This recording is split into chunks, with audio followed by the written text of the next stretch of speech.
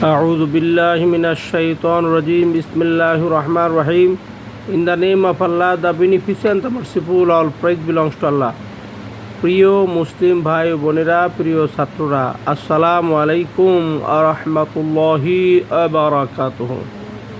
মহান আল্লাহ তাআলার দরবারে শুকরিয়া আদায় করছি যে মহান রব্বুল আলামিন আমাদেরকে সকালবেলায় কোরআনে কারীম তেলাওয়াত করার তৌফিক ইনায়াত করেছেন। আমরা মহান রবের দরবারে শুকরিয়া আদায় করি, আলহামদুলিল্লাহ। আমরা একটা চমৎকার হাদিস শুনবো ইনশাআল্লাহ। হযরতে আনাস রাদিয়াল্লাহু তাআলা থেকে বর্ণিত, তিনি বলেন, রাসূল সাল্লাল্লাহু আলাইহি ওয়াসাল্লাম ইরশাদ করেছেন, যে ব্যক্তি মিথ্যা বলা পরিত্যাগ করবে, মিথ্যা হচ্ছে একটা পাপ এবং গর্হিত কাজ, মহান আল্লাহ তাআলা বেহেশতের মধ্যে তাকে এক পাশে একটি প্রাসাদ নির্মাণ করে দিবে। এরপরে যে ব্যক্তি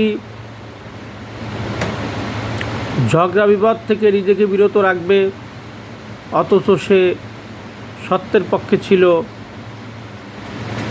ঝগড়া বিপদ তার পক্ষেই ছিল, কিন্তু তারপরে সে পরিহার করেছে, মহান আল্লাহ তাআলা জান্নাতের মাঝখানে তাকে একটি প্রাসাদ নির্মাণ করে দিবেন। আর যে ব্যক্তি তার চরিত্রকে হেফাজত করবে, মহান আল্লাহ তাআলা জান্নাতের সুমহান উচ্চ স্থানে তাকে একটি প্রাসাদ নির্মাণ করে দিবে। তিরমিজি শরীফের হাদিস। তাহলে এই হাদিস দ্বারা আমরা কী বুঝলাম? তিনটি গুণ যাদের আছে। এক নম্বর হলো, যেই লোকটা মিথ্যা বলবে না, মিথ্যা পরিহার করবে।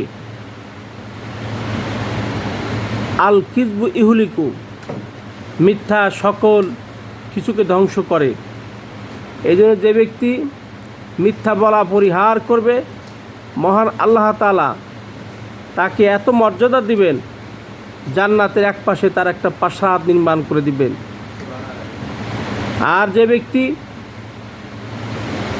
ন্যায়সঙ্গত ঝগড়া করতে পারত, কিন্তু সে এই ঝগড়া বিবাদ থেকে নিজেকে বিরত রাখবে, চুপ থাকবে, ভাইয়ের সাথে ঝগড়ায় লিপ্ত হবে না, মহান আল্লাহ তাআলা তাকে এত ইজ্জত দিবেন, এই ইজ্জতে তাকে জান্নাতের মাঝখানে একটি প্রাসাদ নির্মাণ করে দিবেন।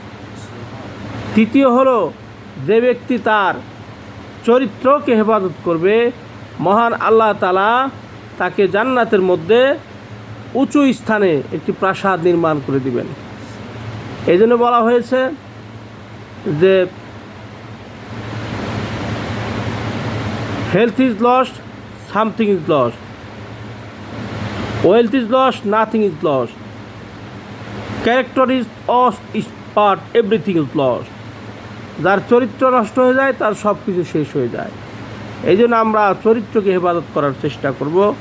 এই যে তিনটা গুণ মহান আল্লাহ রাসূলের মাধ্যমে এই হাদিস আমরা পেলাম, এই তিনটা গুণ আমরা অর্জন করব। মিথ্যা বলবো না, ঝগড়া করব না, চরিত্রকে হেফাজত করব।